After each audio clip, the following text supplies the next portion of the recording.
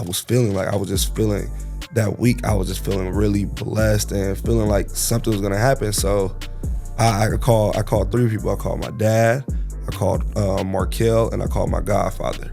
And I told all of them, like, this was gonna happen. And they'll all attest to it. I said, this is gonna happen. And it ended up happening that week.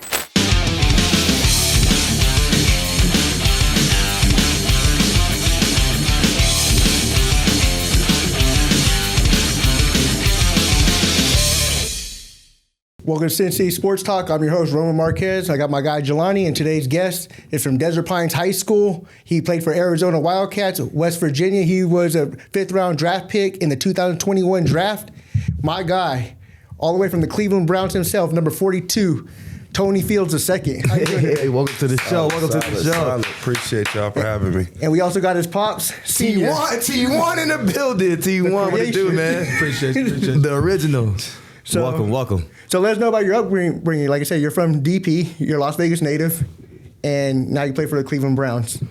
Like you said, born and raised Las Vegas. Grew up on the east side and ended up moving to the north around middle school and lived in the north for the rest of my lifetime, living in Las Vegas. I was a 3-sport athlete. Started off playing baseball and ended up starting the football at 4 years old, and young before you can even strap it on. Yeah, boy got a good bag. Pops had me. I don't know about his age. They're early, you know. Yeah, linebacker. Look at the size of him, so you already know he playing up. Yeah, we was 4 playing with the 6-year-old. See, I'm already knowing. It was 4, yeah. You weren't worried? No. So you was hard on him then. He had to be up. He always played up. He always was like the smaller guy, you know, throughout high school, throughout, you know, Pop Warner, everything. So you had the vision for him from the beginning then, so you already knew, like, this is, you hit him with the LeVar Ball. Yeah, it was ultimately it helped me. Yeah. Because, like, being with my class, I was always one of the youngest guys in my class, too. So me playing with older guys from the beginning, I felt like sometimes I was a little bit overdeveloped, and I had a little bit more skill sets than some people my age. Yeah. And I thank my pops a lot for that, yeah, for sure, because he had me locked in at an early age. When you was at an early age, like, did you always play on defensive side? Like, because you know the receiver. So I wouldn't even, to be honest, I didn't even like defense originally. Like, I like to touch the ball, I like to run the ball. I started off really my first time playing football. I think I was a receiver, or no, I was a running back. I was running back playing flag. Yeah. And then transferred over. First year tackle, I played corner. And I liked it for a little bit, played it for 3 years. And then we moved over to offense, to that opposite side. Once I touched that offense, man, I didn't want to leave it. I did not. You get all the praises on the offense, but you see where you get the good feet from, though. Like, all the agility and all that kind of stuff. And it worked out. Like, exactly. So when you went to DP, like, by the time you got to DP, were you strictly on the defensive side of the ball? No. You was both sides, weren't you?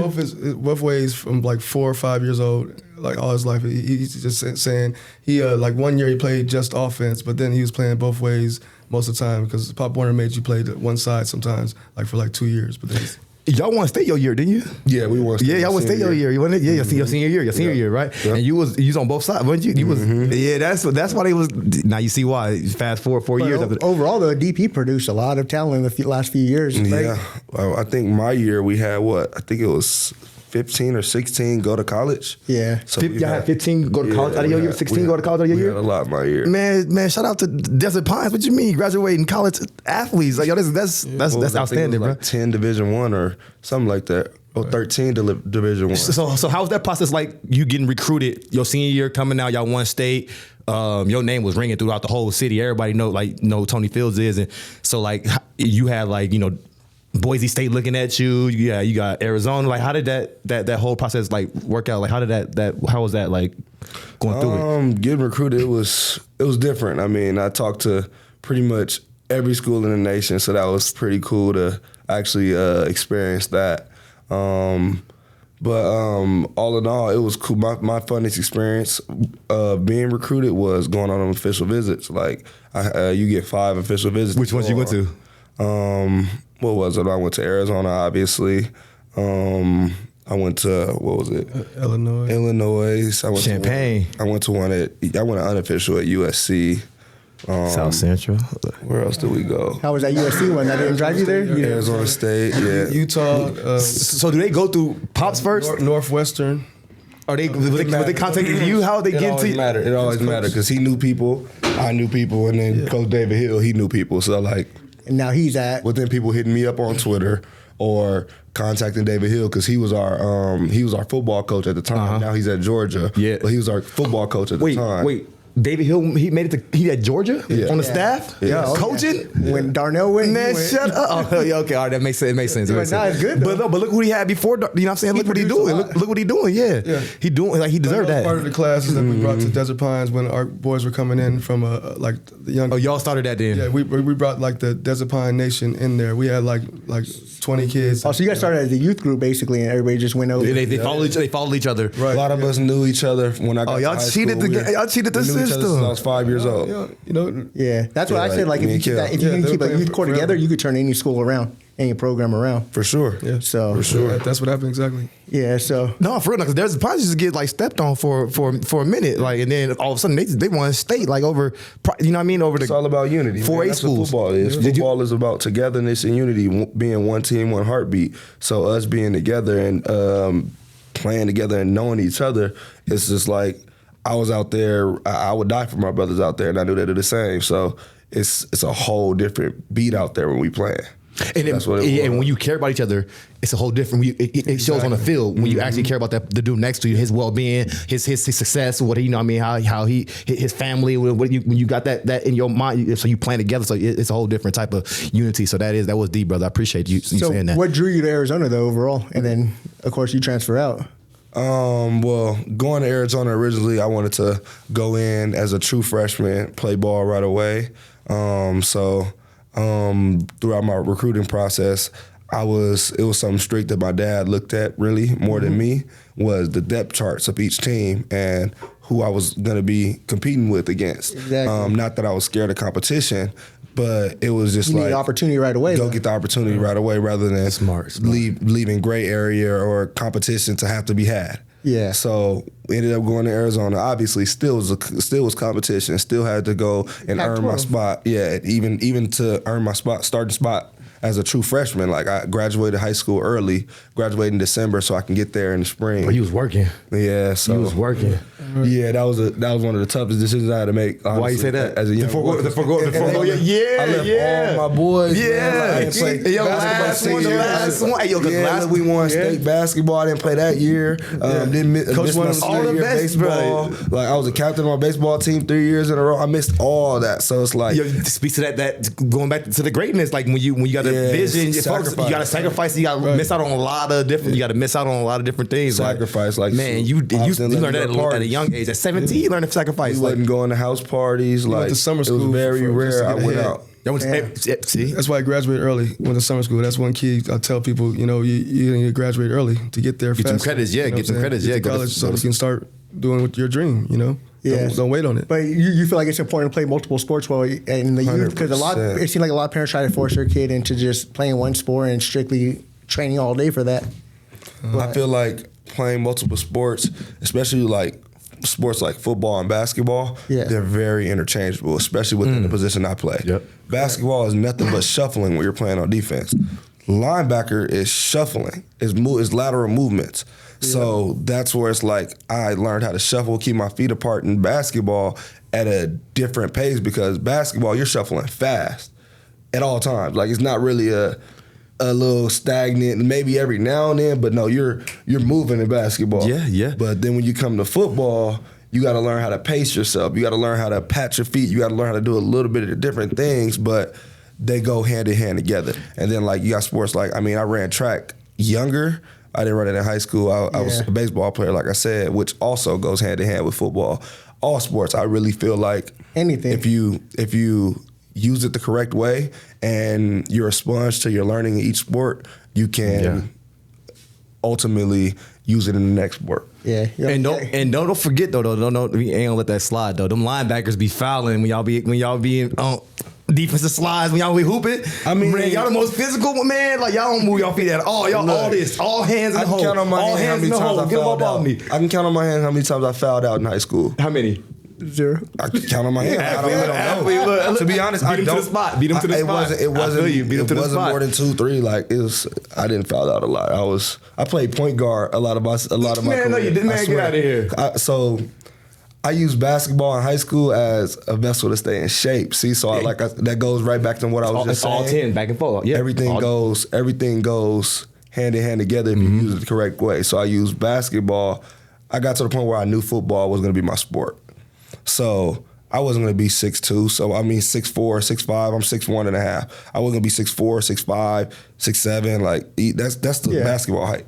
So when you're not getting to those heights, you got to come to realization. Like I'm like, all right, basketball's fun, but let me use the fun out of it and help me excel in the sport that I'm actually more passionate about and that I can actually make a living out of. Uh-huh.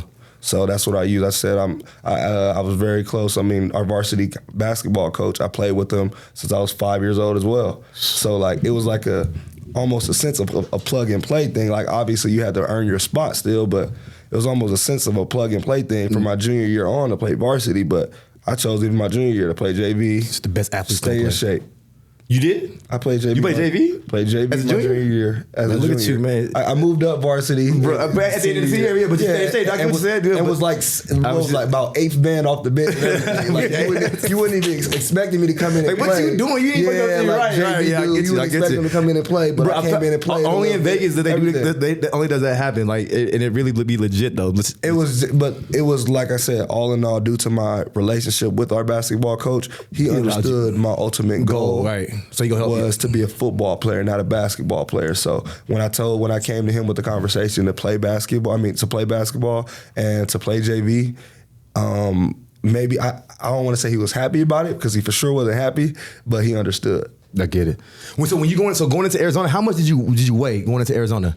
Like as your freshman, you come in Arizona starting as a freshman. It's competition. You play grown men, 21, 22. They've been there 5 years. It's around this is around that time 2017, 18, 19. So some people red shirting, and then you got the COVID year, medical year. So you would think you would be like kind of behind the whistle on how much did you weigh going into your freshman year? I was the littlest guy on the team. I knew. 184 pounds. As a middle line, was you in the middle or you on the? When I arrived there, which was I think it was January 14th of 2017. Yeah. And you was 184. I was 184 pounds. So how was that like that? Go ahead. But by when spring ball started around like March, by spring ball I was about 205, and by the season I was about 215. So I was just. They put 35 pounds on you. They had you on a strict diet like that or what? They didn't. What you was on? Yeah. What you more was so on? than them having me on a strict diet, it was me finally getting a serious weightlifting program that I can lift with all the time daily, and I learned like small things like eating at night is how you gain weight. Oh, okay. Because not eating at night, that's the longest time period where you're not fueling your body. So you feel like eating it later in the night or like eating any time right during the before night? you go to sleep. I used to eat literally 10, 20 minutes before I go to sleep every night. And fall asleep? Protein shake every night and eat a PB&J or even we used to, when I was really in my bulking phase, man, we used to order, it was burritos called it was at Highland Market. It was either a breakfast burrito or a steak burrito. In my bulking phase, we'll either order one of those or 2 PB&Js and a protein shake every night. Me and the other linebacker that played right next to me. And we just gaining that weight. At one point in college, I got to 242. I was big. You was playing at 240? My sophomore year. Did they want you to cut weight at that point? Yeah. They didn't care. My coaches, I've always been blessed to be able to carry my weight in a good way. So my coaches didn't really care. I cared. I didn't felt it. I felt it. You seen it. I didn't like it. I saw it. Exactly. I didn't like the way I was moving like that. Like you moving sluggish. Your muscles get tighter, man. I'm like, look, I need to cut this weight down. Like now, I try to keep myself at 230, 225 in between that range. That's your playing weight now? Yeah. How was the physicality like adjusting, going to being a freshman, 185? Well, by the time the season started, you were 220, but this is full contact now. This is something that you're used to. Like, was that adjustment period getting your body used to that collision with the guards and the centers the guards pulling in the centers, reaching out. You got the ISO, the fullbacks hitting you, like, in the middle, like you meet them right in the middle. Like, how was that? Bro, like, how was that whole? To be honest, I've always been a crash dummy. Man, get out of here. Playing football. Middle linebackers. I've always been a crash dummy. I'm one of those dudes, man. I belong in the 80s playing football because I don't care about your body. I used to kill. I had to learn and adjust getting in the NFL to not even heal my head. But like growing up, man, I'm putting my face in it. Like high school, it was half the time where a lot of the games I would leave games and my nose is bleeding. Yeah, I can see that. I see the bridge. I see the bridge. Yeah, from the helmets, the cut, coming down all the time. Like it was just people don't really understand, especially when it comes to football, like how in the middle.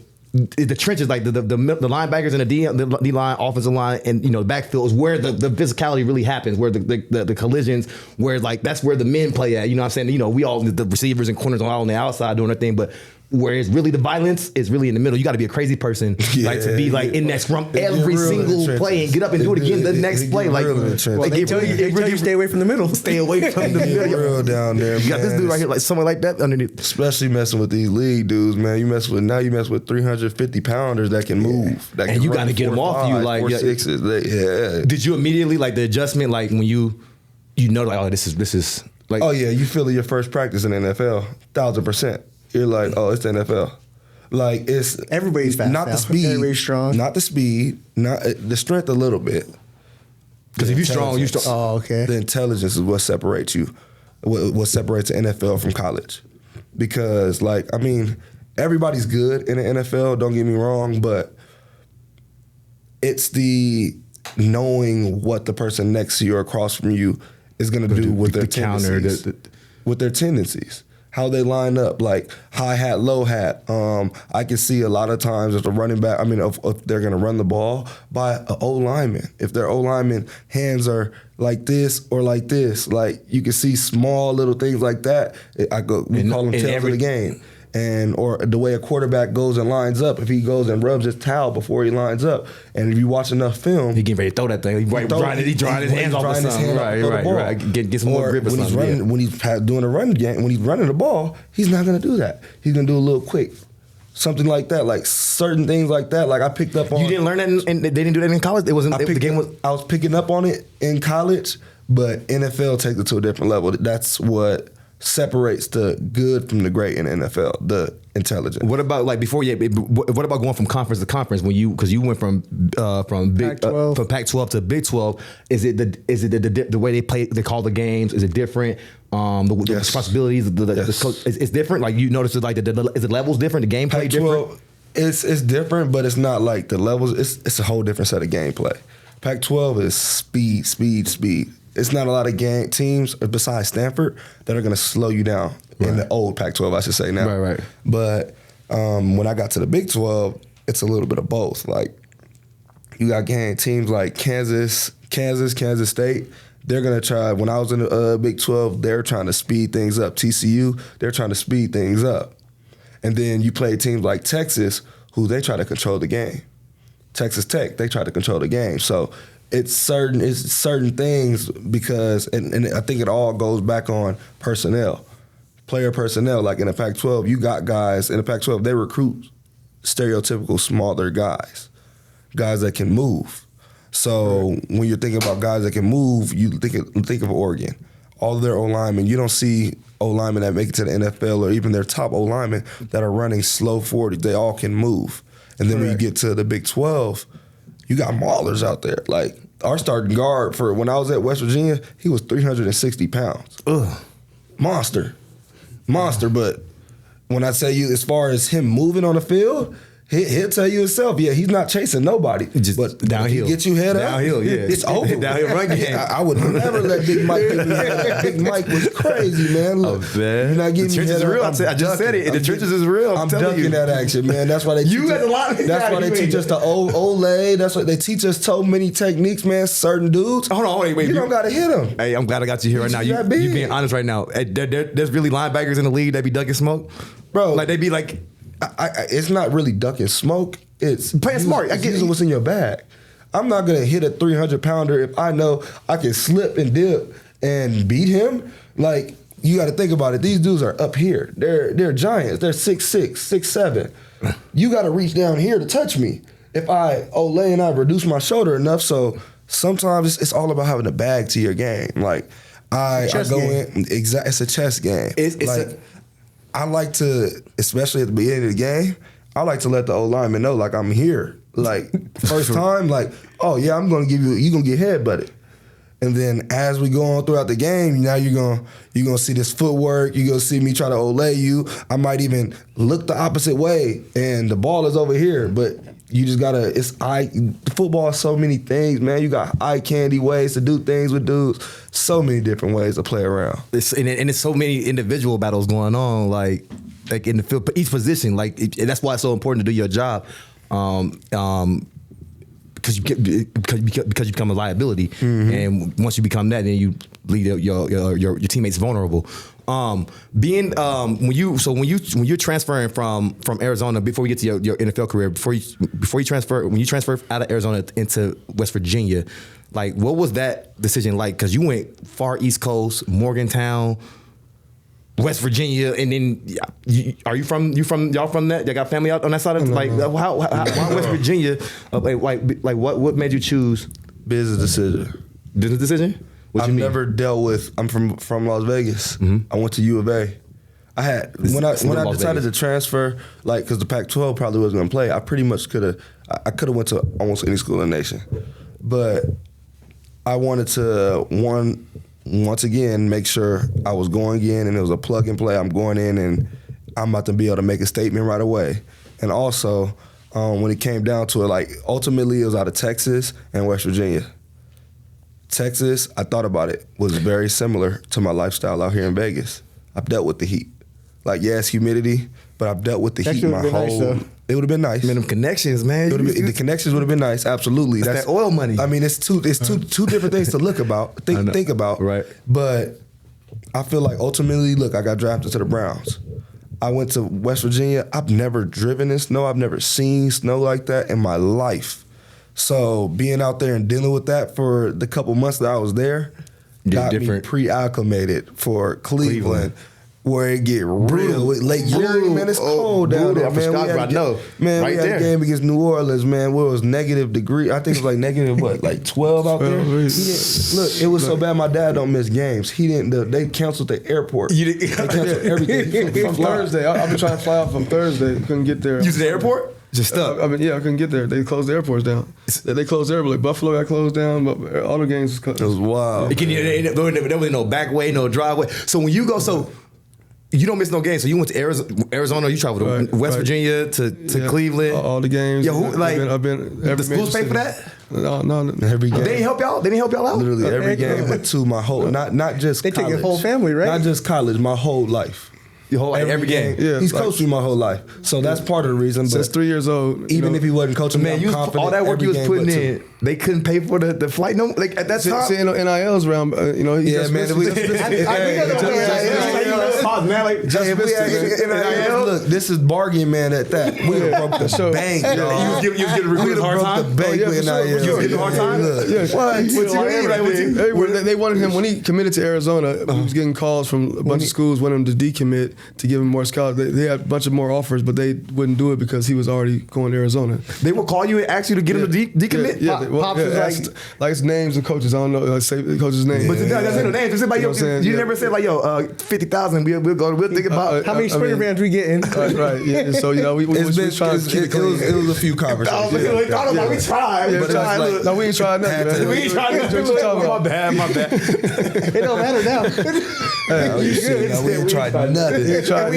Nothing, bro. I asked though. No, that's good. So you transferring over to West Virginia, you had a standout year. Like, tell me about the risk that you took that going there, like going to West Virginia, like graduating. How come you didn't when you graduated you didn't enter in the draft in? Like, why did you go? It was COVID right then. That was the COVID time. And so my junior year, I had chances to get to the NFL, but I wasn't 100% confident that I was gonna make it. At what point did you get drafted? I was confident that I was gonna make it, but I wasn't confident I was gonna be drafted. You wanted to get So at what point did you really believe, like, I have a shot, like, this might be my opportunity? After my senior year. That's like, when you went to the Senior Bowl and all that? Yeah, I went to West Virginia and I had the best season of my college career. Like I tapped in, like it just was. What was it about West Virginia? Because that's a whole new program, that's a whole new system, that's coaching staff, Amazing. teammates. Amazing. But you went and you plug and play. You just It was amazing coaching staff, amazing strength staff. I mean, as far as the food they fed us, they took care of us majorly in West Virginia. But more so than that, man, I left it in my head. I told myself that it's all or nothing this year. Like, I didn't want to go back to college. Like, I'm like, look, I know they're going to give us another COVID year. I didn't redshirt. I ultimately had 2 more years. Yeah. A lot of players playing 7 years. Yeah, I ultimately had 2 more years. I'm done right now. I'm done with it. I'm done with it. Look, I want to get paid for this. Yeah. Granted, NIL is coming the next year. But you didn't really This is know what I that, love did to you? do. But, man, I'm like, look, I see all these dudes getting paid for it, dudes that I played with in college getting paid for it. I'm like, I want to get to the next level. That's the ultimate dream. That's the ultimate goal. It's my time So now, I'm like, right. look, it's my time. I'm about to make it my time. Rather than waiting for it, I'm going to make it my time. That was always the plan, you know. So when you guys had that plan and vision and you guys make it, how is it for you guys? I mean, since you seen him 3 years old play to that point, and then he had the chance to go in the NFL, how is that draft night? Like, how's the party? You guys have a big full house, or it's just like he accomplished the dream. His plan was planned out, outlined, because I didn't make it like I was supposed to make it into the pros. Everybody has a dream to make it to the pros. Give it to my son now. You don't I know what it waste your takes. talent. You don't waste like all the efforts you tried all your life to get to that point. Now you can give it back to your son and to your kids. Why I coach and everything like that to give it back to these kids. You know what I mean? So because it's like it's hard getting around to make it to this point. So he was already planned. It was like he said a minute ago. It was like NFL or nothing. That was the only plan of his life. That was his plan to be here. It was like Tony to the second power, Tony part 2. Was trying to get him higher than I made it to college, but next step is the pros. Higher than me, better than what I did, longer. Yeah, and that's what you're supposed to do for your kids. Better than me. Better than you. Yep. Most people have kids and they're still trying to do their careers. I know it's hard, but you got to take care of your kid, or let the kid figure it out for themselves. Like they don't even have no. Yeah, if for yourself, you don't know. You're it's a dead end. Come on. Exactly, end up in a dead end. Yeah, you got to be. We didn't ask to be here. You got to give them the guidance. You got to give them support. You got to. World, it's crazy. But how's that excitement? And what's the house sounding like when he gets that number? I mean, regardless of the draft pick, you get drafted to the NFL. Yeah. Like, how's that feeling for you? Like, man, it was surreal. I mean, it's the best day of my life still to this day. Like, I watch my draft day video, and still get a little emotional watching it. You got draft day video? Yeah, it's on my Instagram. It's up on my Instagram. I just watched it actually 2 days ago. You just watch it too? You watch it all the time? You go back man, that's a moment. Look, that's a moment for real though. Yeah, I watch it just to bring myself and give myself thanks every now and then, man. Because you go through them tough times. That's why I got into mental health.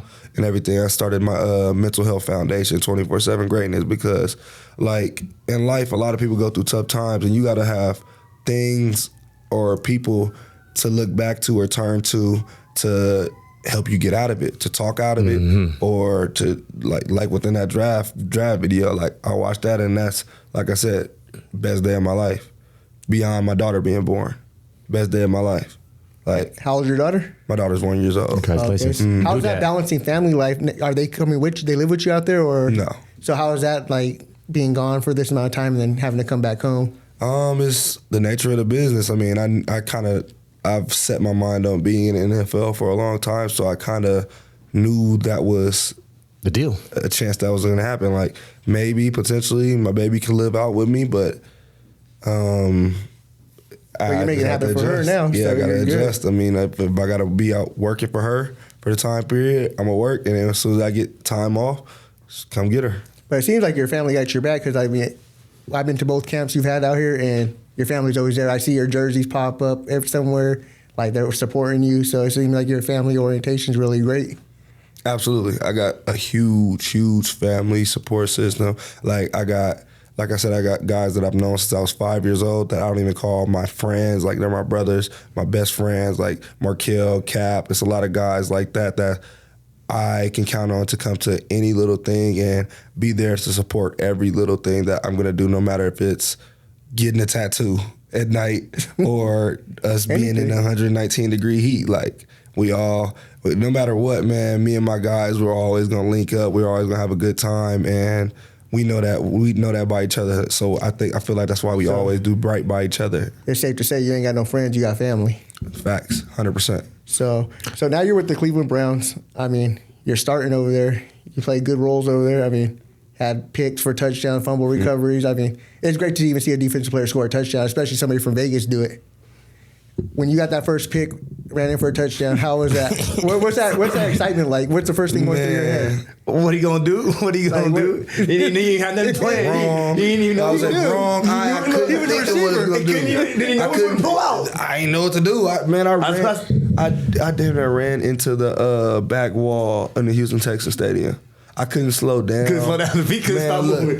I picked up that ball and burned. I'm nervous. Like, look, go. I gotta get the. Don't let them catch you. Don't let nobody. Because look, you know they fast out there. So I turned and burned. I'm like, I'm not gonna let nobody catch me. I scored. I honestly threw the ball originally. I just threw it in the air. And But then you grabbed it and got it to your dad, right? one of my teammates, actually. So crazy story. One of my teammates, Jordan Kunasik, one of the linebackers, he ended up seeing it. He knew it was my first career touchdown and everything. So He went up there and love my guy. He went and grabbed it right away when they were gonna. Usually they'll just give the ball away. Right, and yeah. take it. You hit you with $100 fine He or something. seen it, went and grabbed it right away. He was like, here. Gave me the ball. I'm like, oh, I told my dad this a long time ago. See, that's how you know I wasn't thinking at all. I told my dad this a long time ago. First career touchdown. I'm giving it to you. You didn't think about Wasn't it. thinking, but he gave me the ball, and my dad so happened to be You made that right come. You made it come behind to but you really manifested that goal. Like you really manifested. You said that was gonna happen. Man, what's and crazy- fast forward to what's the levels crazy- you had to go to accomplish. I Get said that was going to happen the Friday night before the game. Because you watch enough film or what? talked about it. I told 3 people. Yeah, I was watching a lot of film, but I'm really intuitive, and I'm really confident. I've always been Do you feel like really confident believe in in it, myself. thinking it, and then you can achieve it type of thing? And I feel like words are very powerful. Mm-hmm. So when you speak things out and you speak things to existence, when you do it consistently Mm-hmm. and you're doing good in life by everybody and by people and everything like that, you get great output out of things. So that's what I was feeling like. I was just feeling that week. I was just feeling really blessed and feeling like something was going to happen. So I called 3 people. I called my dad, I called Markel, and I called my godfather. And I told all of them, like, this was going to happen. And they'll all attest to it. I said, this is going to happen. And Sure it ended enough. up happening that week. Sure enough. Yeah, so like I said, how is it now? You have also other Vegas players on the team. How is that having players from the city on your team overall? It's super dope. It's super dope just knowing that we all came from this. Vegas is a pond. It looks small, it's but a pond it's It's smaller than when compared to it's, what? It A lot of is these tiny. cities, No, man. You are tiny. Texas, anything is It's huge. a circle. All Cali, Vegas is a circle, man, bro. so It's so looking at, like- small, bro. You never realize until you leave it. Like They dang. compare states to our city though. Exactly. Like, That's Texas a and conversation Cali. we have in the Those are locker states. room all the time, Oh, in the NFL locker room, where like guys are comparing, like you said, states, California or Florida to Vegas, and I'm like, yo, like do you guys realize you guys are comparing your whole state? This is a city. to a not even just a city, a small city, A valley. You guys like the big cities in California are triple the size of This is Vegas. how I look at it. You see how big the state is of Nevada? Las Vegas literally holds this whole state up. Right. Las Vegas is the only thing to make Only money major in his city whole state. Yeah, like and you see how big this state is. you This don't state is need one of the the state biggest without states. Las Vegas. This whole state, exactly. That So being said, it's so small compared to all these states. Vegas put up some of the top athletes for football that's in the NFL right now as a city. Yeah, as a city. So we got a lot of players I just think from we're the state top as well. 3 in the country. country right now Yeah. with players in the NFL. yeah, once they started And that's compared to cities again. Yeah, we're a city. compared to states again. We're a city. Yeah, top 3. Once they started recruiting, for a long time they didn't never get recruited Vegas. Once they started recruiting Vegas, and now you see all the talent coming out of it, like you said, top 3 like in the nation. That's crazy. Like we have athletes everywhere, and that's across all sports: motocross, gymnastics, basketball, football, WNBA. Like we UFC. like UFC. It's a different run that. you gotta be a different breed. Breed to live in the desert folks. Yeah, for especially sure. to play football or run track. Yeah. Any outside sport, Outside. baseball, like Bryce Harper. 115 It wears on to yeah. play. Come on. It wears on you. Bryce and Stott, like those are my guys. Yeah, Those the mental. Philly, our guys for the Phillies, man. Like, That's- look, yeah.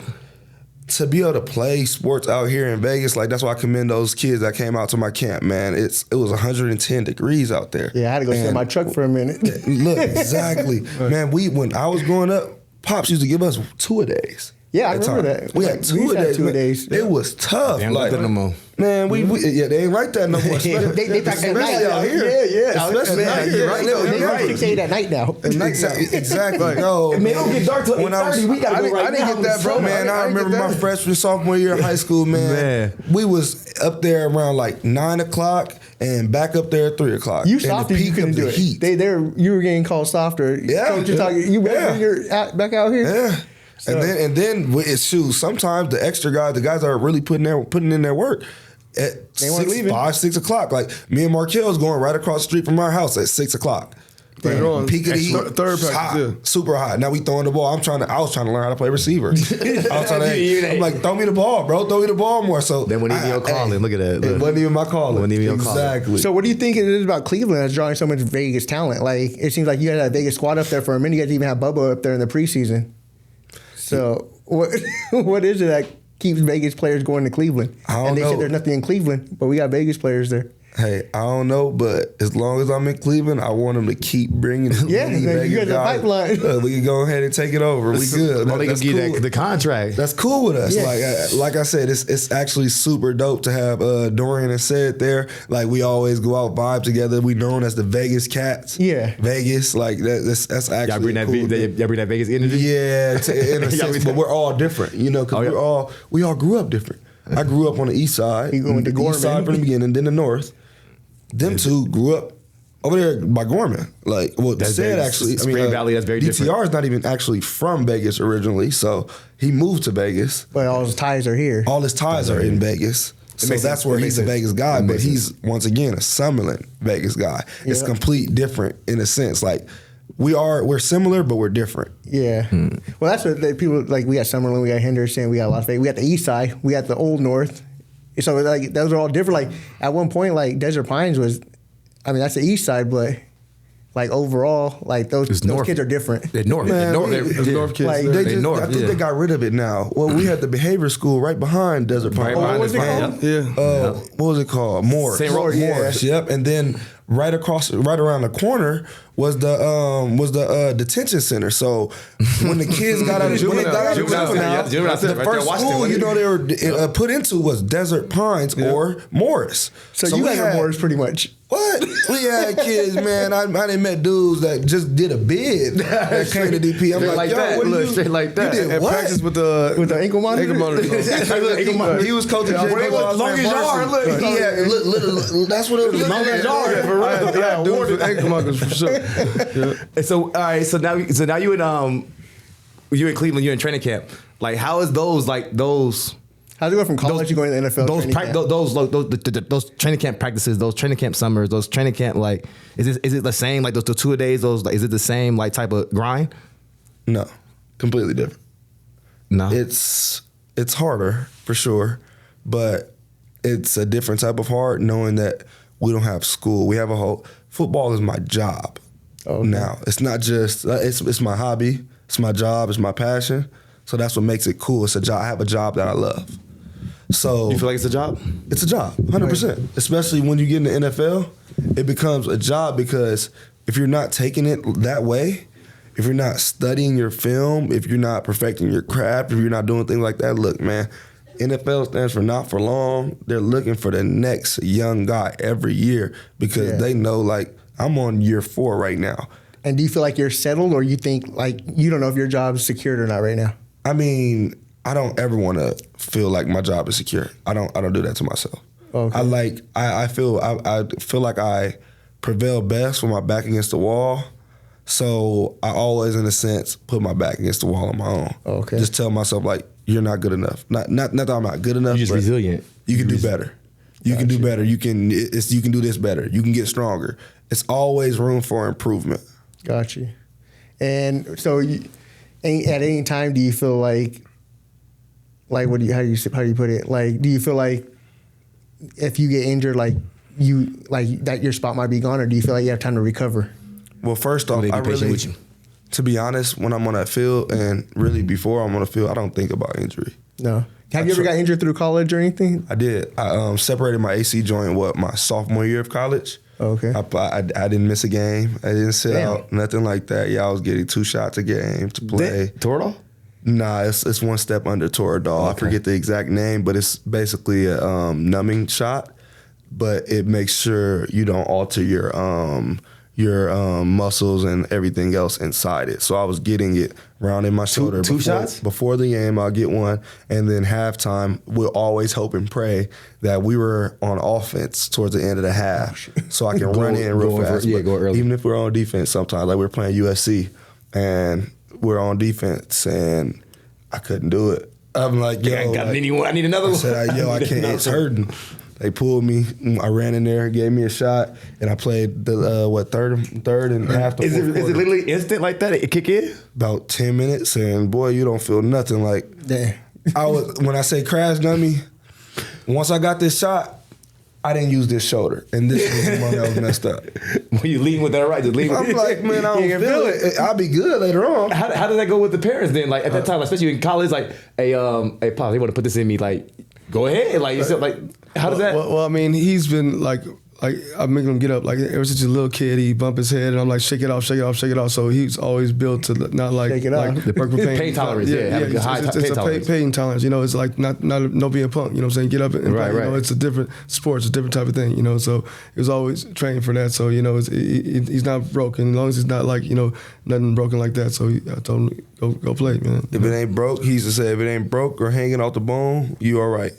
Right. Yeah. We're different than now. Don't show no weakness. Shoot me up. Don't show no weakness. Look, it's a real thing. Look, because I look for that when I'm on the field. If I see a running back and he's grabbing that arm or he's limping or anything. man, I'm punch. You know how hard I'm punching at the ball. Yeah. Just so you get the arm. Look, so you don't even think about that. That's Because now I you don't think know. about it. Like, you're showing me your weakness, man. Chest. We're out here playing. We're going to war out here, Yeah. man. This is real. It's gladiator sport. So look, I'm gonna use every tendency. I'm gonna use every tendency that you show me is your weakness against you. So, what's your most memorable moment in Cleveland right now, as far as a big play you made or something? In Cleveland, oh, for sure. My first career touchdown. That one? That one we were talking about. That one probably, that one's for sure. Just because of the whole way it happened. Like, he was on ESPN. Well, I see they tried to give him the ball and they didn't know that was your pops. And No, they tried to strike him got away, even right? realer. He was on, whatever. no, bro. I threw him the ball. Oh, it looked like other people were trying to grab at it. Yeah, they tried. So look, I threw him the ball, and I never played quarterback. I can't throw. I underthrew him about four rows down. Not even yards. Rolls. So he goes and he mosses dude over I top caught of it the all highest of point. them. You did? You know what I'm saying? Yeah. Over top of everybody. That's my son. That's and my he catches, son. hold on, catches, tucks, and falls as well. All that. Put my hand down. Catches himself. I was upside and down. falls. Did you get hurt? Yeah. No, I ain't scratched. Man, I shook it off. Man, I got My to work the glasses next day. didn't fall off. I got to the facility the next day. They talking about, Randy Moss picked your dad as #1 on You Got Moss. Did he for real? Yeah, Man, I was number one. you got Moss? Yeah. Oh, that's hard. For the year. They check should it out. have his highlight than yours. No, I promise. It was more of a highlight for him, but it was Well, you made okay, it- man. yeah, Look, look, you made that's it. That's my moment. Man, that's what this is all about, man. Like, made look, we history. started this together, so it felt even greater for That's my dad tight. to be a part of that with me. How man. crazy Like, that it was, you get it on was amazing. ESPN. NFL live. It was crazy, like they called. I got interviewed too for this too, Did you? They called interview. Yeah. It was crazy. Like We my boys own, calling we me. own. Yeah, We own. Fox, all the news, CBS News. Yeah. Did you have a moment like a moment where you was like, yo, this is level. This is really the next Welcome level. to the NFL. Like welcome to the NFL moment. Like, man, these dudes. Like, you try to turn on your burners, you couldn't catch someone, or you meet somebody in a hole, and that was a little bit more physical than you thought. That's the one. Do you have a moment where a game where you're like, oh damn, I got The speed. I the need to speed step it up a factor little bit. Didn't really get me. okay. It was more so. I'll tell you who it was. He's all pro. I think 6-time. Wyatt Teller. Wyatt Teller. He's our starting guard. He's one of the highest paid guards in the NFL. A Hall of Famer. Yeah, he's future Hall of Famer. Yeah. Different. My first full padded practice. Me and Wyatt got into a fist fight. Did y'all? Because, I mean, It was Wyatt's a little at the time. Wyatt didn't know me, But you the rookie though. and I didn't know him. I knew him, but I didn't know him. You know what I mean? Like we don't know each other personally. So we go through the practice, and I didn't know he was as physical as he was during practice, and I am as well. So I try to butt him, get off the block, and I'm getting off the block, but Wyatt, being who he is, all pro, he's like, no, one, you're a rookie. I'm not just gonna let you beat me. And two, he has all the tricks in the book. Yeah. So I beat him in a sense from the beginning. Now Wyatt But he catches me like this, man, and Ham just threw me to the ground in practice. Oh man, I must have got up and swung on Wyatt so fast. And no question. Just got up and swung. Like no questions. Got up and swung because I was pissed. It was like. We ain't going that hard. I felt like it's not even that we were going hard. I felt like he held me, he yanked me. Oh, he did extra. So I swung on him. He swung back, everything like that. Man, we walking back in practice. Wyatt pulls me and he's like, man, look, you know that's legal in the NFL, right? Holding's legal in the NFL. Oh, so there should be no holding calls. If you really sit there and watch. Yeah, every play's a hold. Every play. You You watch within the trenches. That don't make it illegal though.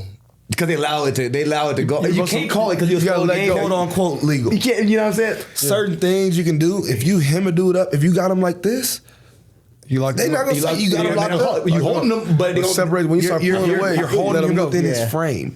You're doing that in the you're literally holding him, like you said, though. him. Yeah, you're legally holding him. But now if you're wrapping him around like this, okay, it's that's obvious. You gotta call it. You gotta call it. But it's tricks. Exactly. Like you just said, tricks. There's tricks to tricks, holding that's someone it. without making it look like holding. Like Exactly, like these old linemen, like Wyatt's another one. But they be holding- they be on he'll you, grab huh? your arm right here, man, and he grabs your arm, man. Like sometimes it's hard to get off of that. Like you got to know points of pressure. I got into judo a little bit so I can learn points of pressure. Like, get them a ball, To get them momentum, use their momentum. What? Use their momentum against them, man. yeah, Know where these pressure points are to knock these dudes off of you because sometimes it You get gotta load hard. up your bag. is there was there like a counter or like a move that like that told you like, oh, I'm in the NFL now, like that was like I ain't never like he did what, like it's like the techniques that the guards and the tackles use, like is it noticeable like the hand fighting, like is it a noticeable difference than it is Yes. like The patience. The patience Okay. is the best thing I can say with old linemen, especially when it comes to pass rush. When I'm rushing the pass, like I feel like it was a lot easier. 100%. I mean, it's obvious. Just 'cause of transferring athleticism. from NFL to college. I mean, from college to NFL. I'm sorry. Just because I mean, in college, everybody's not the greatest at the position.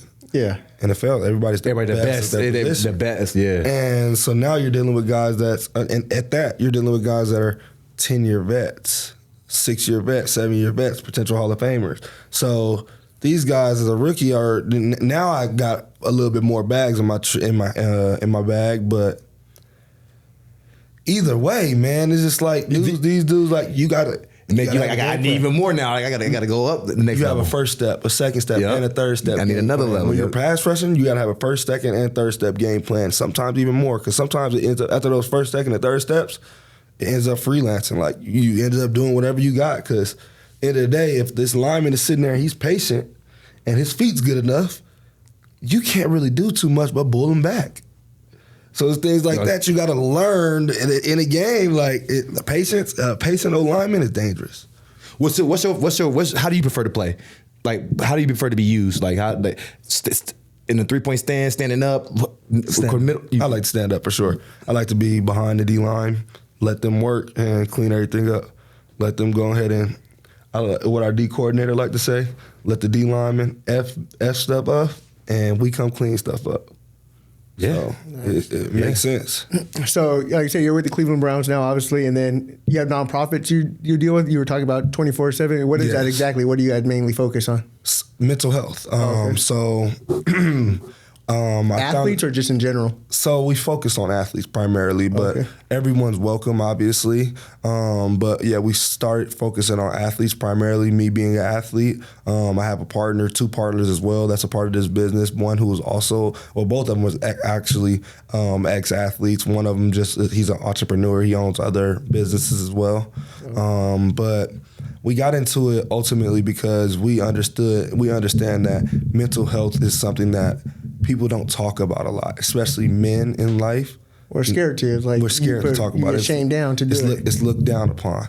And a lot of times being an athlete, you being in the limelight in a certain space, you're looked at upon everything you're doing. You're the man of Under men. the microscope, yeah. You're the man of men. So being a man of men, you're very rarely you don't want to speak out or show too much emotion, because showing too much emotion makes you weak. Correct. In this society. Yeah, the way it's looked at now. But in reality, that's why I got into mental health, because opening up and doing things like that and talking about your problems and getting it out, man, it makes the utmost difference in your lifestyle. And are you guys based out in Vegas, or were you? We're based out in Vegas. Okay, so like classes like that and stuff are out here? So so we sponsor a lot of youth teams right now. We go and we speak to youth teams, youth organizations, and even the Las Vegas Aces. We do things with them. Nice. So we're trying to basically just get our word out there through word of mouth, through social media, and we also created a brand, a clothing brand within the 24/7 Greatness Foundation. We called it 24/7 Greatness. And so we created shirts, and on a lot of our shirts, they have slogans and sayings on them. And the slogans and sayings, we do them so other people wear them. When people wear their shirts, like if you had a 24/7 Greatness shirt on, you had a 24/7 Greatness shirt on, you guys don't know each other in the store. Correct. Now you know you're together. You're like, Nice. I have somebody else who's connected, who's also going through something in life, but he's moving on. Like our first shirt we released, it said, it feel like it can happen overnight. Like for you, like was there a particular moment or something that happened like that made you say, all right, I need to get involved with mental health more? And then on top of that, not only did you say to yourself that you need to get involved, you made it specific for athletes. Like, was there something that you were seeing that the lack of help or support that the athletes were getting, or that you weren't getting that you needed? Like, did you so go that made through you something at that time? that made you jump into it and build it. I mean, now I don't want to get into too much specifics, but everybody in life goes through things. Right. You feel me? Yeah. So that's part of the reason. Like, obviously, I went through a little bit of things mentally. That everybody has to go through things mentally to get to where they get to. So that's a big part of the reason. Family members that has had mental health problems and issues in the past that they've learned to overcome and are still learning to overcome is another reason I got into it. And like we're saying, athletes, like me knowing and understanding that, man, I've grew up on the north, and it's in Vegas, man, I've seen kids who haven't necessarily had nothing. And go without anything, like without anything, without a parent, shoes, without a mom, without a constant mom, without a constant dad, without a constant father figure or any figure in their life at all. And they just had to figure it out.